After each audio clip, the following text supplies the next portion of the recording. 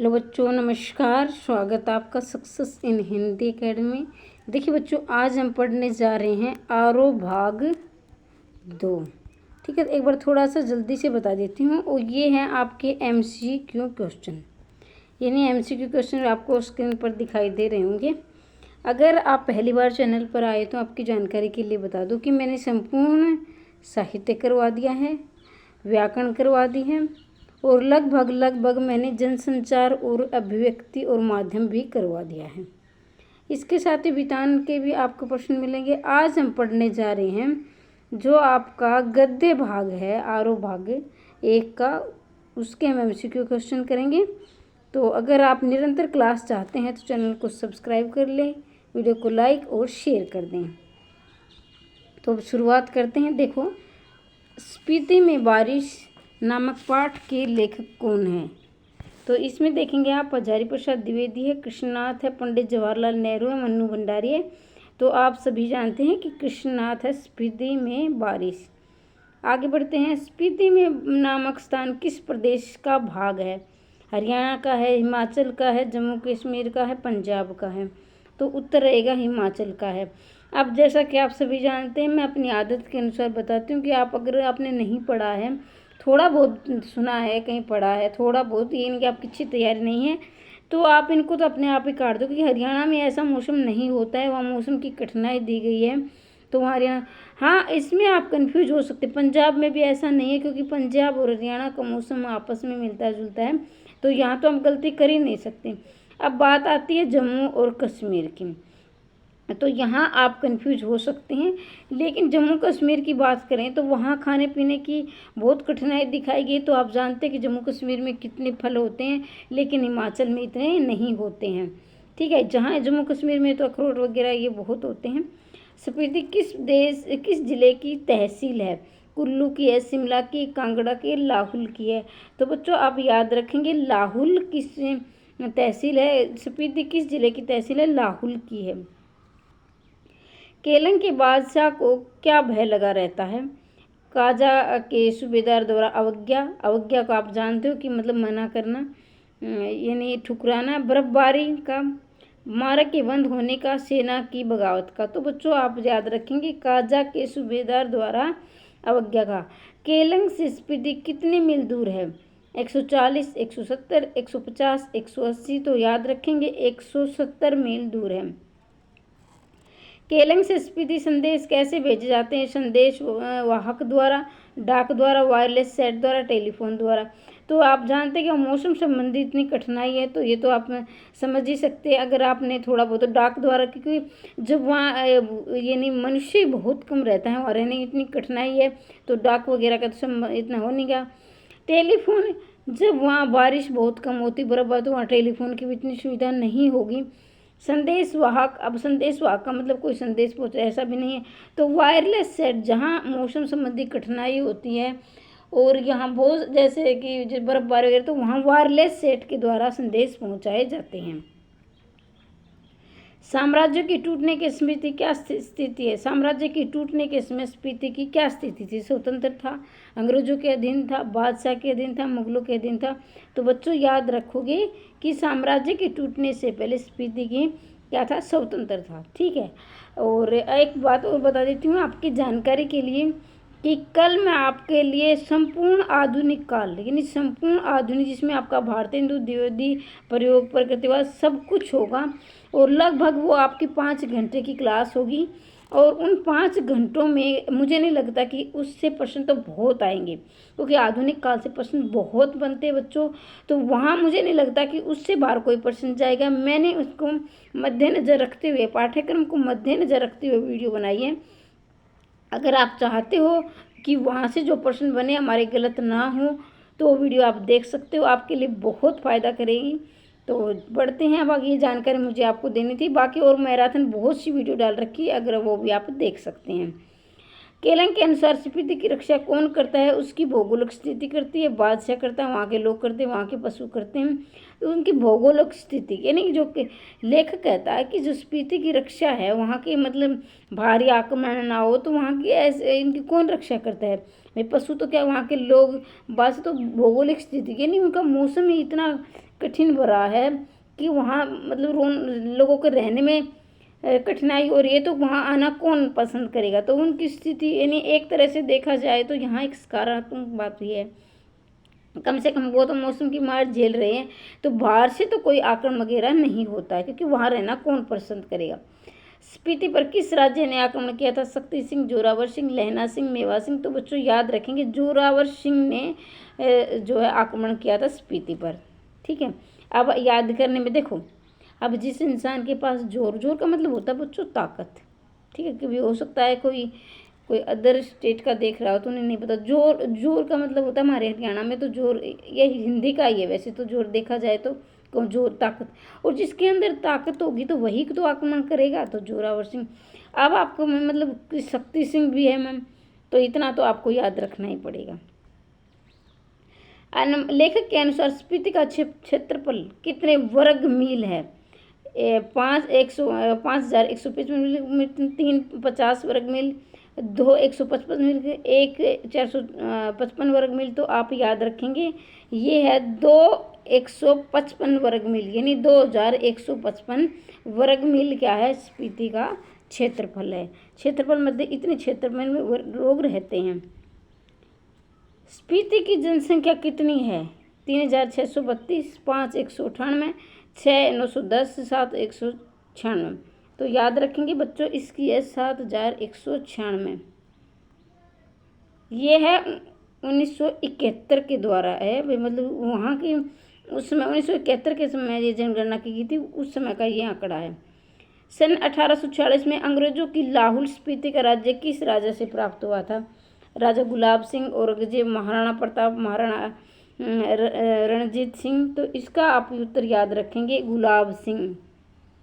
ठीक है, मतलब अंग्रेजों ने जो लाहौल स्पीति प्राप्त किया था तो उन्होंने किस राजा से, वहाँ क्या है आक्रमण का जिक्र है जोरावर सिंह। यहाँ आप याद रखोगे, यहाँ जिक्र है बच्चों की उन्हें कहाँ से किससे प्राप्त किया था। तो मतलब इसका मतलब कि लाहौल पर राज उस समय कौन कर रहा था? गुलाब सिंह कर रहा था, ये याद रखेंगे। 1847 में अंग्रेज शासकों ने स्पीति को किस जिले के साथ जोड़ दिया? धर्मशाला, कांगड़ा, शिमला, मंडी। तो इसका आप उत्तर याद रखो कि कांगड़ा से जोड़ दिया। 1847 की बात है, ये 1846 की बात है, कांगड़ा से जोड़ दिया। तो यहाँ ये इनके स्थानों के नाम है। 1873 में लाहौल स्पीति के प्रशासन के अधिकार किसे दिए गए थे? नोनो को, गवर्नर को, भारत मंत्री को, ब्रिटिश महारानी को। तो याद रखेंगे नोनो को, यानी जो लाहौल स्पीति के जो प्रशासन यानी जहाँ पर जो नियम और कायदे जो सिद्धांत जो बनाता है उसे उसमें कौन बना रहा था? तो नोनो बना रहा था, भाई नोनो को दिए गए थे। नोनो बता रहा था भाई अपना जो वहाँ का जो तहसील है, वहाँ का जो राज्य है, ये सब नोनो के अधिकार में चल रहे थे। हिमाचल प्रदेश अलग राज्य कब बना? 1951 में, 1960 में, 1966 में, 1970 में। तो बच्चों याद रखेंगे 1966 को, नहीं जब हरियाणा बना था, हरियाणा 1966 में 1 नवंबर 1966 को बना था। तो हिमाचल भी तभी अलग राज्य बना था, 1966 में ही हरियाणा बना था, ये मतलब माफ़ कीजिए हिमाचल बना था।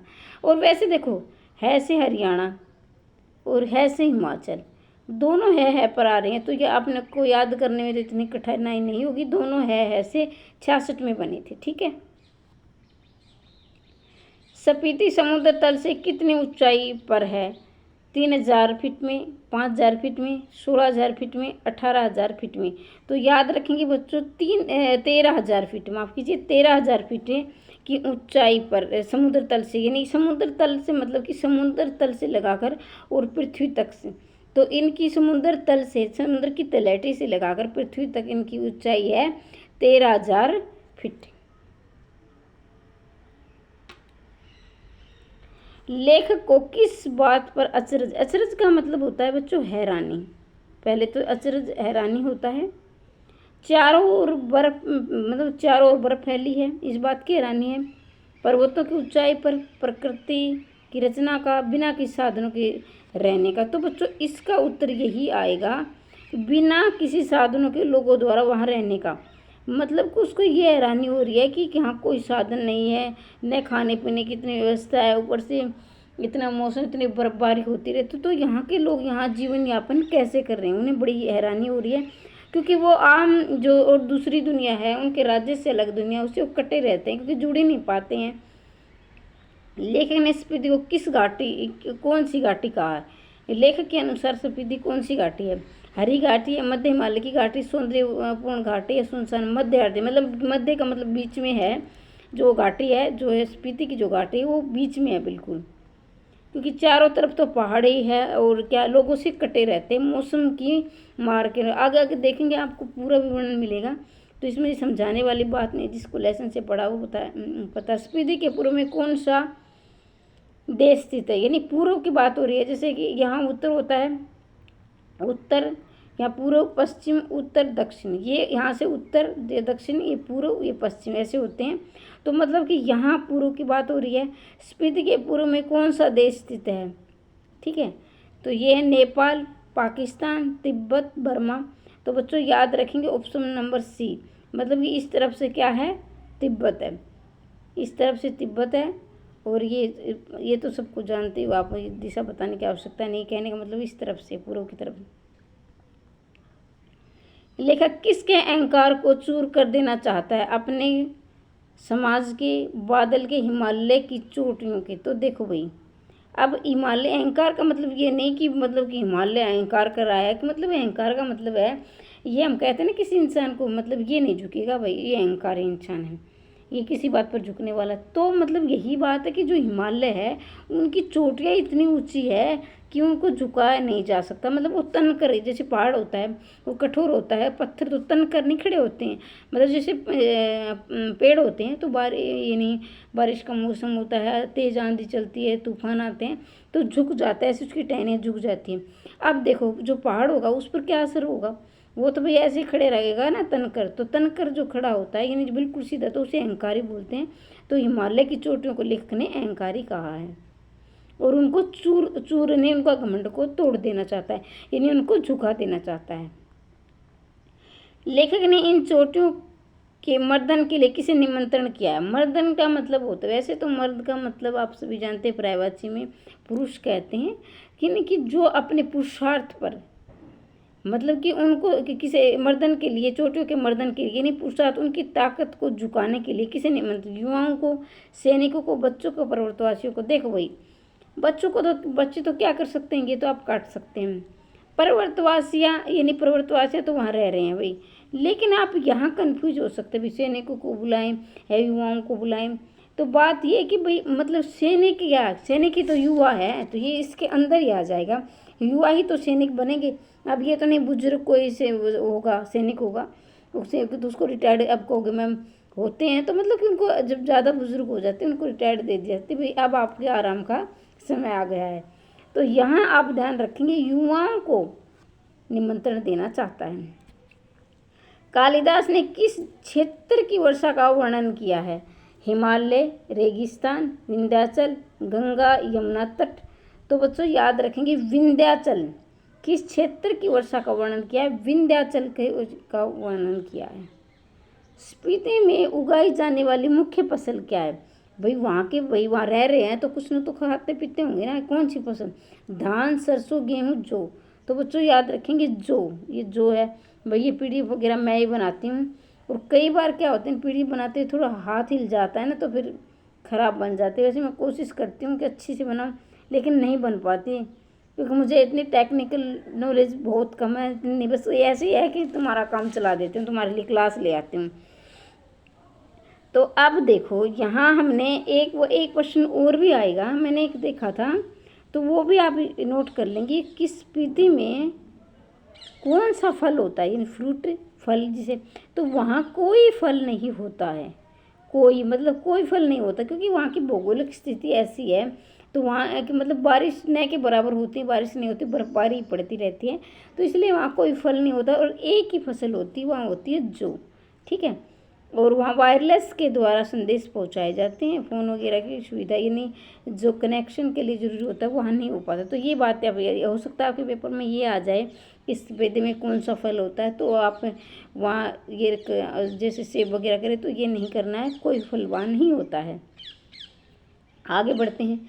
रजनी नामक एकांकी की लेखिका है। तो एक मैं बता देना चाहूँगी आगे बढ़ने से पहले, ये प्रश्न मैंने क्या है, अभी आप सभी जानते हैं कि HPSC, एक मिनट लूँगी आपका, और ये महत्वपूर्ण बातें हैं इसलिए मैं रोकना चाहती हूँ थोड़ी देर के लिए। तो देखो भाई क्या है कि HPSC, ऐसा भी सभी जानते हैं कि HPSC पहली बार PGT का पेपर ले रही है। ठीक है, तो उनको क्या है, अब ये तो वो तो क्या है जैसे असिस्टेंट प्रोफेसर है, इनके लेती थी प्रोफेसर वगैरह के, तो आप ध्यान रखेंगे कि यहाँ से NCERT है तो यहाँ से प्रश्न तो आपके आएंगे क्योंकि ये आपके पाठ्यक्रम में है। अगर आपको कोई बेवकूफ़ बनाकर कोई भी लगा लीजिए, आपको लग रहा है कि प्रैक्टिस सेट करवा दे, तो वो आप टाइम वेस्ट कर रहे हो। कि मैं ये नहीं कह रही आप प्रैक्टिस सेट ना लगाइए, लेकिन आप क्या है कि पहली बार पेपर होने जा रहा है HPSC पहले, तो वो पता नहीं क्या पूछेगी, ये किसी को नहीं पता। लेकिन हाँ, ये तो सभी को पता है कि हमारा पाठ्यक्रम क्या है। तो बच्चों आप इधर उधर अब अपना एनर्जी ख़राब ना करें, अपनी ऊर्जा ख़राब ना करें, बिल्कुल आपको अपने पाठ्यक्रम का ज़्यादा से ज़्यादा अभ्यास करना है। जैसे भी आपके पास 2 दिन 3 दिन बचे हैं, अपने पाठ्यक्रम की, आपके सिलेबस की ज़्यादा से ज़्यादा रिवीजन करिए, ज़्यादा से ज़्यादा अभ्यास कीजिए।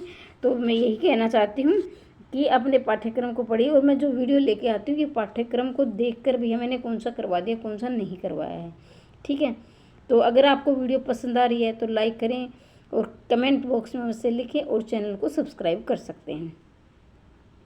रजनी नामक एकांकी की लेखिका कौन है? कृष्णा सोबती है, मन्नू भंडारी है, महादेव वर्मा, सुभद्रा कुमारी चौहान है। तो बच्चों इसका उत्तर आप सभी जानते हैं, मतलब कि मन्नू भंडारी है। एकांकी में किसका रिजल्ट निकलने वाला था? लीला का, रजनी का, अमित का और लेखिका का। तो बच्चों क्या है, अमित का रिजल्ट निकलने वाला था। अमित किसका बेटा है? रजनी का, लीला का, मोहिनी का, सोहिनी का। तो ये किसका है? लीला का बेटा है अमित। अमित किस कक्षा का छात्र है? तो ये 7वीं कक्षा का है। तो ये समझाने वाली बात नहीं कि 7वीं का वहाँ रिजल्ट आया था और फिर किस तरह से वहाँ थोड़ा सा बता देती हूँ जिसने नहीं पढ़ा है। तो इसमें जो ट्यूशन से जो शोषण करते हैं बच्चों का, जो ट्यूशन व्यवस्था की स्कूल में जाते हैं, भी ट्यूशन के बच्चे हमारे ज़्यादा से ज़्यादा आके और ट्यूशन को अपना बिजनेस बनाते हैं, और जो वहाँ जो बच्चे उनसे ट्यूशन लेते हैं उनके मार्क्स ज़्यादा देते हैं, बाकी ट्यूशन नहीं लेते उन्हें उनके नंबर कम लगाते। तो ये ट्यूशन की जो शिक्षा को एक व्यवसाय बना रखा है। देखो भाई, अपनी रोजी रोटी काम तो सभी चलाते हैं, लेकिन सिर्फ और सिर्फ जो बच्चे पढ़ने वाले हैं, जो इंटेलिजेंट बच्चे हैं, उनको दबाकर और हमसे जो ट्यूशन ले उन्हें बच्चों को ऊपर उठाना ये गलत है। तो इस पाठ में यही दिखाया गया है किस प्रकार से उन्हें स्कूल में संघर्ष किया है रजनी ने, किस प्रकार से वो डायरेक्टर के पास गई है और फिर संपादक से मिली और अंत में विजय भी प्राप्त करती है, यानी अंत में उसकी जीत भी होती है, सेमिनार वगैरह चलते हैं। तो ये थोड़ा सा मैं आपको बता देना चाह रही थी। अमित किसकी कक्षा का छात्र है? 7वीं का है। अमित को कौन सी मिठाई पसंद है? तो भाई इसमें दिया गया इस पाठ में, ये हम समझ नहीं सकते कि इसमें क्या है, केसर या रसमलाई उसको पसंद है। जब उसका रिजल्ट आता है तो उसकी माँ बाप का हमेशा टॉप करता था, तो इसलिए उसकी माँ पहले ही रसमलाई ला कर रखती है कि उसका रिजल्ट आएगा वो रसमलाई खिलाएगा और खाएगा। अमित के मैथ्स में कितने मार्क्स आए थे? 92 आए थे, 82 आए थे, 72। तो उसने पूरा पेपर किया था, लेकिन फिर भी उसके 72 मार्क्स आए थे। क्यों आए थे? क्योंकि उसने ट्यूशन नहीं लिया था। अमित मैथ्स के अंक कम आने का कारण क्या था? ट्यूशन न लेना, बीमार पड़ जाना, परीक्षा में लेट पहुंचना, सवाल गलत होना। तो देखा जाए तो ट्यूशन न लेना। अब क्या है कि अब इस पाठ में यही दिखाया गया है कि उसका टीचर कहता कि तुम ट्यूशन ले लो वरना फेल हो जाओगे। तब वो घर आकर कहता कि उन्हें मम्मी से कि मैं ट्यूशन लूँगा। तो उसकी मम्मी कहती है कि तू पढ़ाई में बहुत इंटेलिजेंट है, होशियार है, तो मैं ट्यूशन की क्यों आवश्यकता है। तो इसके कारण वो क्या करता है, टीचर उसके कम नंबर लगाता है क्योंकि उसने ट्यूशन ले लिया था और उसने पूरा पेपर किया था। अमित के मैथ्स टीचर का क्या नाम था? Mister Sharma, mister Khanna, mister Pathak, mister Raghav Ram. तो बच्चों इसका क्या है, सरनेम दिया गया है मिस्टर पाठक, इसका मूल नाम नहीं दिया है। मिस्टर पाठक इसका मैथ्स का टीचर है जो मैथ्स उनको पढ़ाता है। तुरंत ट्यूशन कर लेना शुरू कर दो वरना रह जाओगे। ये शब्द किसने किसको कहे? तो ये मैं पहले ही आपको बता चुकी हूँ। मिस्टर पाठक ने अमित से, यानी जो उसके मैथ्स का टीचर था, उसने अमित से कहा कि तुरंत ट्यूशन लेना शुरू कर दो वरना रह जाओगे। अमित के स्कूल का वार्षिक परीक्षा संबंधी क्या नियम था? भाई क्या नियम बना रखा था स्कूल में? परीक्षा के परिणाम की घोषणा करना, वार्षिक परीक्षा की कॉपियां न दिखाना, असफल विद्यार्थियों को पुनः परीक्षा लेना, प्रथम स्थान पर रहने वाले छात्रों को पुरस्कृत करना। तो इसका उत्तर आएगा बी। देखो भाई ये तो सभी करते हैं, लेकिन ये वार्षिक परीक्षा नहीं दिखाना मतलब वो एक तरह से शोषण कर रहे थे कि हम वार्षिक परीक्षा की कॉपियां नहीं दिखाते हैं, अपनी मर्जी वहाँ चली हुई थी। हेडमास्टर रजनी के चले जाने पर गुस्सा किस पर निकालता है? तो ये बताने की बात तो नहीं है कि कमज़ोर पर ही गुस्सा निकलता है, रजनी पर, अमित पर, सरकार पर, चपरासी पर वो है ना, चपरासी इतना कमज़ोर नहीं आ गया कि तुम्हें इसका भी जवाब मिलेगा। वो इतना कमज़ोर नहीं है, जो भी जिसको यहाँ हमारे देश में ये जिसको जहाँ मिलता है ना तो उसका फ़ायदा उठाता है। हेडमास्टर से मिलने के पश्चात रजनी किसके कार्यालय में गई थी? शिक्षा जिला अधिकारी, ब्लॉक शिक्षा अधिकारी, राज्य शिक्षा मंत्री, डायरेक्टर ऑफ एजुकेशन। तो बच्चों आप याद रखेंगे director of education, director of, क्योंकि हेडमास्टर से तो वो मिल चुकी थी, वहाँ तो उन्हें कोई समस्या का समाधान मिला नहीं। फिर वो डायरेक्टर ऑफ एजुकेशन के उस कार्यालय में जाते कि यहाँ कोई समस्या का समाधान हो सके।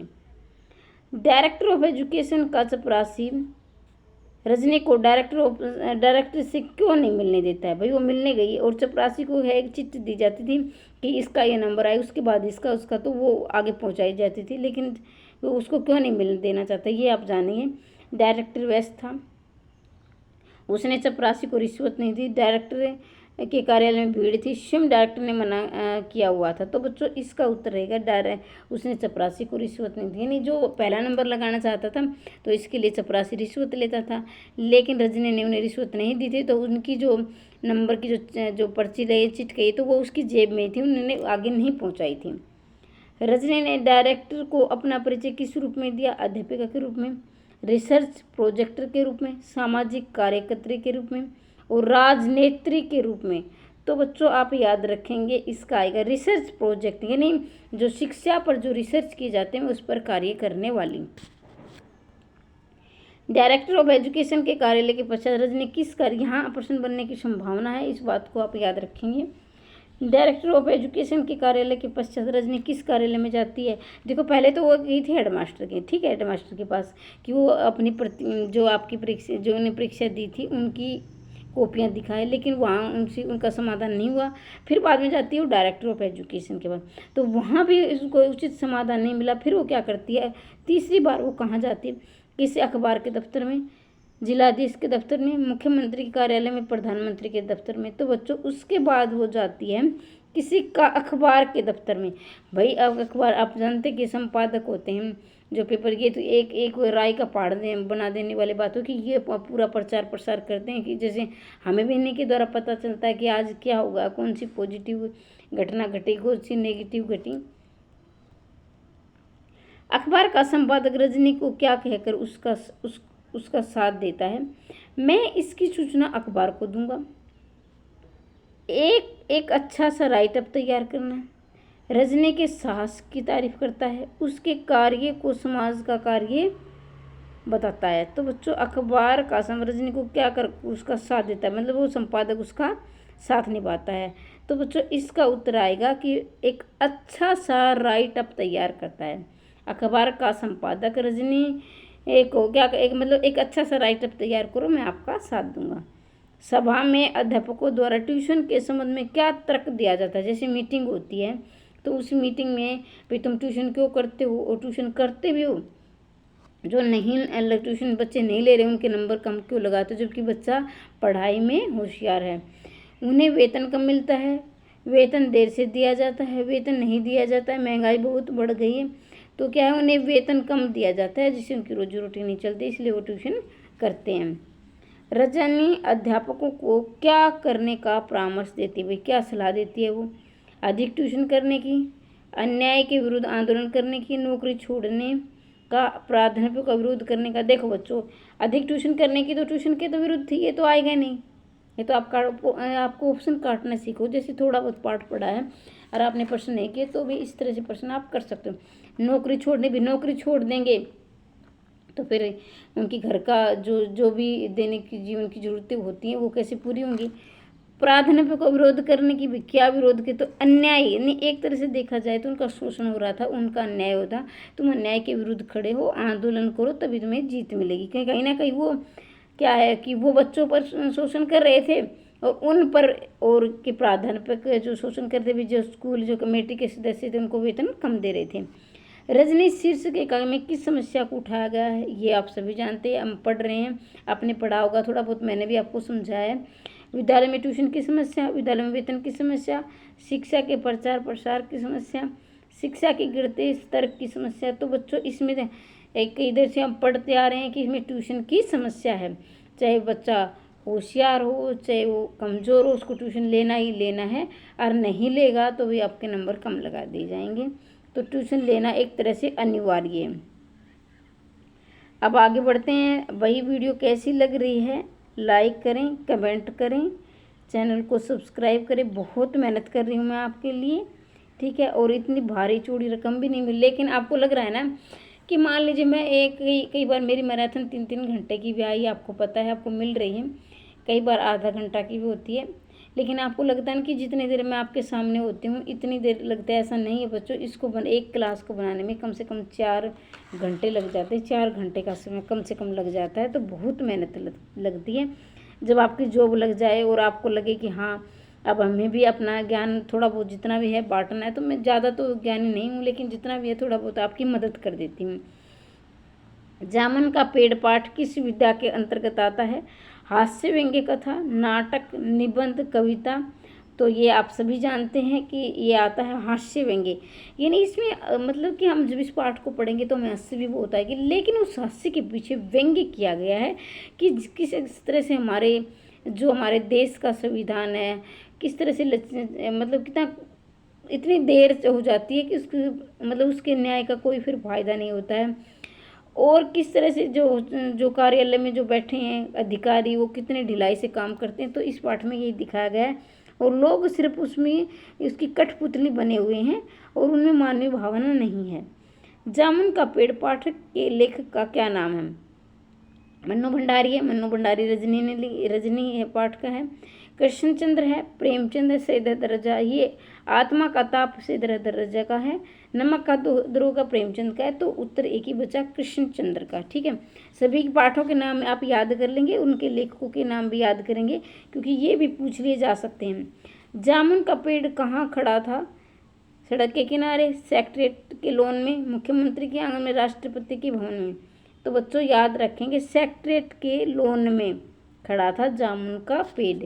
तो सभी पाठों के आप नाम याद करेंगे, और ये याद करना जरूरी भी है, और वहाँ से प्रश्न बनेंगे। पेड़ के नीचे दबने वाला व्यक्ति कौन था? चपरासी था, दफ्तर का क्लर्क था, शायर था, सैनिक था। तो शायर था वो पढ़े पढ़े, उसके किस तरह से लोग अपने फायदे के लिए, जो और शायर थे, जो और लेखक थे, वो आते हैं कि तो हमारे, तो वो अपना अपना फायदा भी सब देखते हैं, और इसमें इस कहानी में ऐसा दिखाया गया है, ठीक है। सर्वप्रथम फाइल किसके कार्यालय में भेजी गई थी? अंडर सेक्रेटरीट के, ज्वाइंट सेक्रेटरीट के, चीफ सेक्रेटरीट में, मंत्री। तो इस प्रश्न का उत्तर वही दे सकता है जिसने इस पाठ को ध्यान से पढ़ा है। तो बच्चों इसका उत्तर आएगा आपका अंडर सेक्रेटरीट की, ठीक है, इसका आएगा अंडर सेक्रेटरीट की। दूसरी फाइल किस विभाग में भेजी थी? तो इसको वही बात है कि ये प्रश्न के उत्तर वही दे सकता है जिसने इसको पढ़ा है। दूसरी बार वन विभाग में, कृषि विभाग में, हॉर्टिकल्चर, मेडिकल डिपार्टमेंट में। तो बच्चों इसका आएगा कृषि विभाग में। पहली बार अंडर सेक्रेटरीट, दूसरी बार कृषि विभाग में। हॉर्टिकल्चर डिपार्टमेंट किससे संबंध रखता है? अनाज की फसलों से, मानव स्वास्थ्य से, फल फूल वाले पेड़ पौधे से, पशुओं से, तो बच्चों याद रखेंगे फल फूल वाले पेड़ पौधों से। एग्रीकल्चर डिपार्टमेंट ने वृक्ष को काटकर दबे हुए व्यक्ति को निकालने से क्यों मना कर दिया था? भाई जो एग्रीकल्चर डिपार्टमेंट था उसने कहा कि वृक्ष को नहीं काटना है और दबे व्यक्ति को निकालने से क्यों मना कर दिया था, मतलब कारण क्या है? ये कारण ढूंढना। 4 ऑप्शन आपके पास हैं। क्योंकि वह केवल खेती बाड़ी से संबंध रखता था, वृक्ष कटवाना उसका काम नहीं है, इस विभाग के कर्मचारी काम नहीं करना चाहते थे, ये दबे व्यक्ति का मामला था। तो बच्चों इसमें कहा कि क्योंकि वे खेती बाड़ी से, एग्रीकल्चर ने कहा कि हम खेती बाड़ी से संबंध रखते हैं, कि हमारा काम नहीं है। हॉर्टिकल्चर डिपार्टमेंट ने जामुन के पेड़ को कटवाने से क्यों मना कर दिया? अब एग्रीकल्चर ने मना कर दिया, फिर हॉर्टिकल्चर ने मना कर दिया, फिर क्यों कर दिया? ये 4 ऑप्शन हैं। इस विभाग में पेड़ लगाओ स्कीम चलाया जा रहा है। जामुन का पेड़ फलदार है, फलदार वृक्ष से लोग जामुन खाने से वंचित रह जाएंगे। विभाग के नियम विरुद्ध है, इस विभाग के कर्मचारी बहानेखोर है। तो बच्चों आप याद रखेंगे ये इस विभाग के नियम के विरुद्ध है। हॉर्टिकल्चर, देखो यहाँ देखेंगे आप, एग्रीकल्चर ने क्या कहा कि हम खेती बाड़ी से संबंध रखते हैं, ये हमारा काम नहीं है। हॉर्टिकल्चर ने कहा कि ये हमारे विभाग के नियम ही नहीं, हमारा नियम नहीं है, ये हमारा नियम के विरुद्ध है। ठीक है।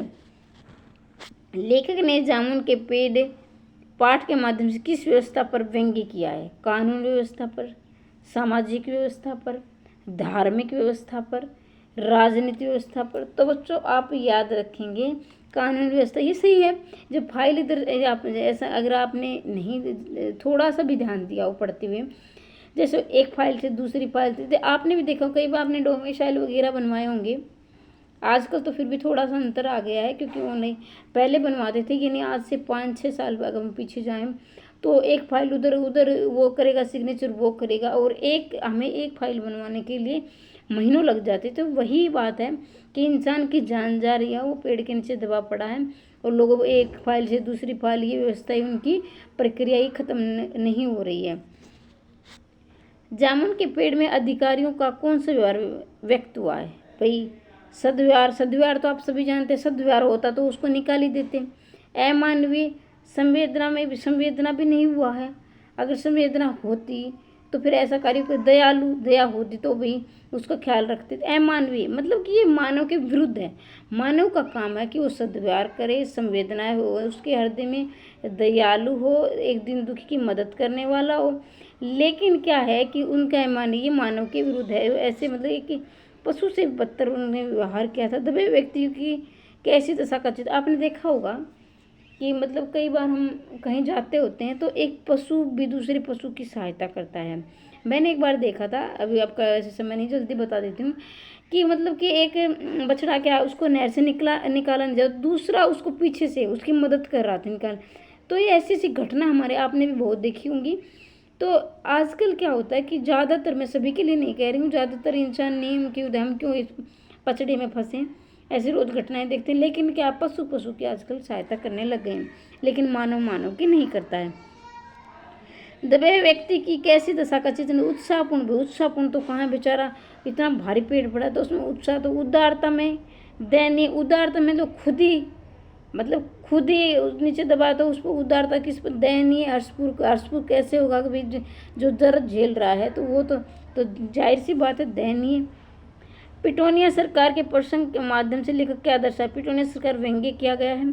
भारतीय सरकार की ढुलमिल विदेश नीति, पिटोनिया और भारत में संबंध, पिटोनिया सरकार की उदारता। तो उदारता तो भाई कहाँ, ढुलमिल मतलब ढुलमुल है कि विदेश नीति, विदेशों में भी जैसे हमारे जो संबंध है और उनसे उन पर निर्भर हमारे कार्य हैं, तो वो भी कितने ढिलाई से चलते हैं, वो भी कितने देरी से चलते हैं।